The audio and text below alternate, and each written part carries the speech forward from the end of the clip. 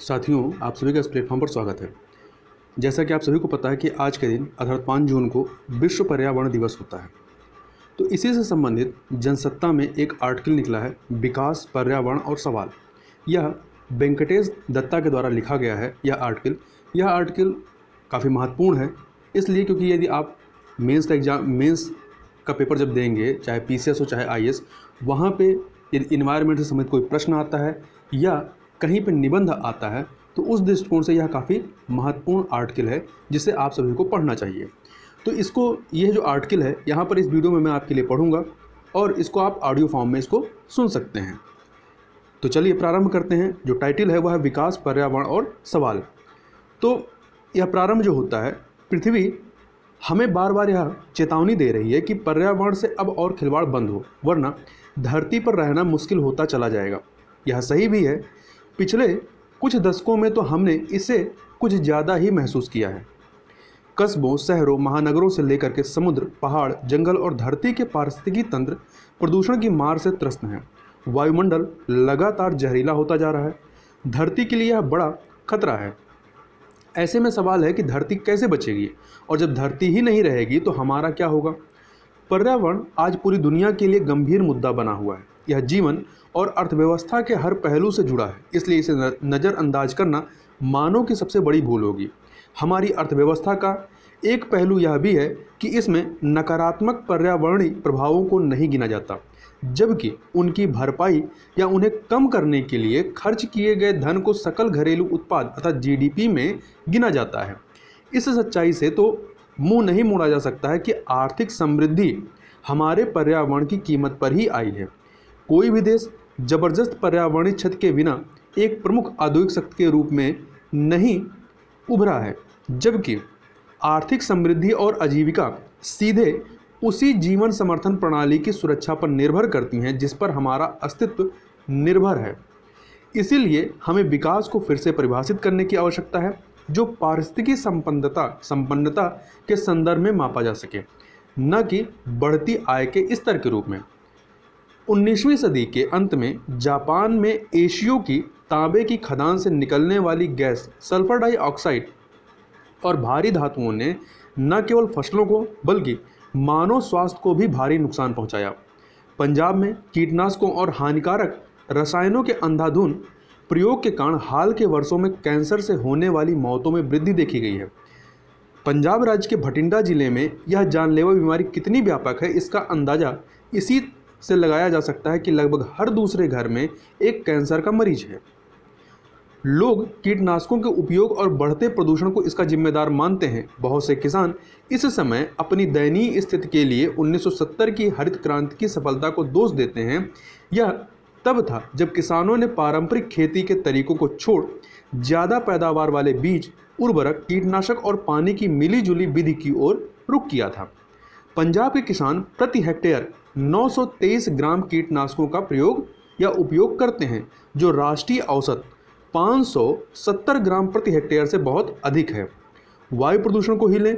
वायु प्रदूषण के कारण होने वाली बीमारियों से दिल्ली और कोलकाता जैसे महानगरों में हर साल हजारों लोग मारे जाते हैं या मर जाते हैं। अतिरिक्त उपभोग और उत्पादन हम पर उल्टा असर कर रहा है। उत्तर प्रदेश के सोनभद्र जिले से हर साल खनन से लगभग 27,198 करोड़ रुपए का राजस्व मिलता है, लेकिन इसके पीछे एक डरावना सच भी है। सोनभद्र में कोयला खदानों से निकलने वाली राख लोगों में कैंसर जैसी घातक बीमारी का कारण बन रही है। इस राख में मौजूद आर्सेनिक, सिलिका, एल्युमिनियम और आयरन जैसी भारी धातुएं दमा, फेफड़ों के विकार, टीबी और कैंसर का कारण बन रही हैं। पूर्वी राज्य झारखंड खनिज संपदा के मामले में भारत के सबसे अमीर राज्यों में से है, लेकिन यहाँ हवा, पानी जहरीली है। राज्य के झरिया में कोयले की धूल सर्वव्यापी है और कपड़े बाहर खुले में रखने के कुछ ही मिनटों में कालिक के साथ गहरे काले पड़ जाते हैं। मनुष्य प्रकृति से मिलने वाली पर्यावरणीय सेवाओं पर निर्भर है। आर्थिक विकास से पर्यावरण में सुधार होता है, लेकिन यह भविष्य में अर्थव्यवस्था को होने वाले नुकसान में भी वृद्धि का कारण बनता है। लागत और क्षति आबादी के समूहों और देश में असमान रूप से वितरित की जाती है। वास्तविक अर्थव्यवस्था बाजार क्षेत्र की तुलना में बहुत व्यापक है। इसका एक उदाहरण बोतल बंद पानी खरीदने और घरों में हवा साफ करने के लिए लगाए जाने वाले महंगे वायु शोधक एयर प्यूरीफायर के लिए खर्च किया गया पैसा है, क्योंकि प्रदूषण से स्वच्छ पानी की स्थानीय उपलब्धता नष्ट हो गई है। संयुक्त राष्ट्र का मानव विकास सूचकांक ह्यूमन डेवलपमेंट इंडेक्स कई सामाजिक मुद्दों पर विचार करने का एक अनूठा प्रयास है, लेकिन यह प्रत्यक्ष पर्यावरणीय प्रभावों को ध्यान में नहीं रखता है। पर्यावरणीय संघर्ष अक्सर बाजार अर्थव्यवस्था के बाहर होते हैं। क्यों होते हैं?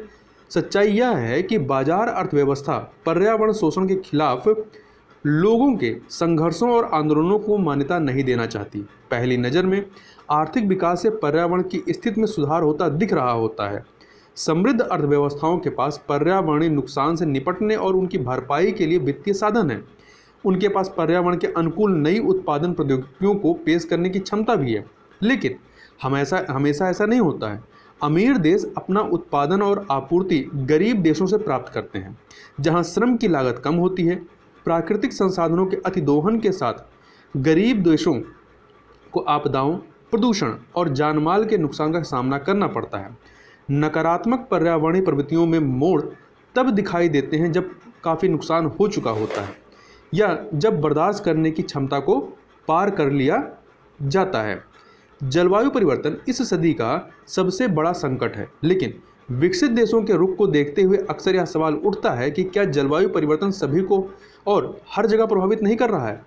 क्या अधिक संपन्न और अमीर राष्ट्र जलवायु परिवर्तन के प्रभावों को नहीं झेल रहे हैं? आज पृथ्वी के सभी पारिस्थितिक तंत्रों में जबरदस्त बदलाव आ चुका है। 1950 के बाद ज़्यादा से ज़्यादा भूमि कृषि योग्य भूमि में परिवर्तित हो गई है। पिछले 2 दशकों में 35% मैंग्रोव जो है वो नष्ट हो गए हैं। 20% प्रवाल भित्तियों को नष्ट कर दिया गया है। पिछले 4 दशकों में वनस्पति और जैविक प्रजातियों का 52% जो है वो नुकसान हुआ है। प्राकृतिक आवास और प्रजातियों का वर्तमान नुकसान ऐतिहासिक अतीत की तुलना में कई गुना अधिक है। पिछले 2 दशकों में सार्स, मर्स, इबोला, निपाह और अब कोरोना विषाणु ने वैश्विक अर्थव्यवस्था और समाज को हिला दिया है। पिछले 1 साल में कैलिफोर्निया से लेकर साइबेरिया के जंगलों को धधकते देखा गया, मतलब यहाँ आग लगने की घटनाएं देखी गई हैं। ये घटनाएं बता रही हैं कि जो प्रकृति है वो रिसेट बटन दबा रही है, मतलब पुनः जैसे था उस तरह से वापस जाने का प्रयास कर रही है। वैश्विक अर्थव्यवस्थाएं भारी गिरावट झेल रही हैं। विषाणु के प्रकोप का यह प्रकार और पैमाना हमारे जीवन काल में अपनी तरह का पहला है। हमारा स्वास्थ्य प्रकृति के साथ हमारे व्यवहार का परिणाम है। विषाणु अर्थात वायरस हमारे रास्ते को सही करने का संकेत दे रहा है। यह हमें बता रहा है कि हमें प्रकृति का सम्मान करना होगा। हमने पूरी प्रकृति को अपने कब्जे में ले लिया है और अन्य सभी जानवरों पर हावी हो गए हैं, लेकिन हम यह भूल गए हैं कि हमारी संपूर्ण आर्थिक समृद्धि आँख से नज़र नहीं आने वाले सूक्ष्म जीव भी मिटा सकते हैं। जाहिर है, सोने और हीरे के लिए ज़मीन खोदी जाएंगी, पेड़ भी काटे जाएंगे। इससे पर्यावरण में और गिरावट आएगी। पारिस्थितिकी सिद्धांतों में निहित स्थायी अर्थव्यवस्था पर आधारित स्वास्थ्य पारिस्थितिकी तंत्र में ही मानव कल्याण संभव है। स्वस्थ पारिस्थितिक तंत्र में ही मानव कल्याण संभव है। पर्यावरण और स्वास्थ्य पर रासायनिक खेती के गंभीर दुष्प्रभाव को देखते हुए धीरे धीरे ही सही, लेकिन जैविक व प्राकृतिक खेती की तरफ लोगों का झुकाव बढ़ रहा है। यह खेती अपार संभावनाओं का दरवाज़ा खोलती है। हालांकि भारत में यह अभी भी सीमित दायरे में हो रही है। सरकारों को अभी काफ़ी कुछ करना बाकी है।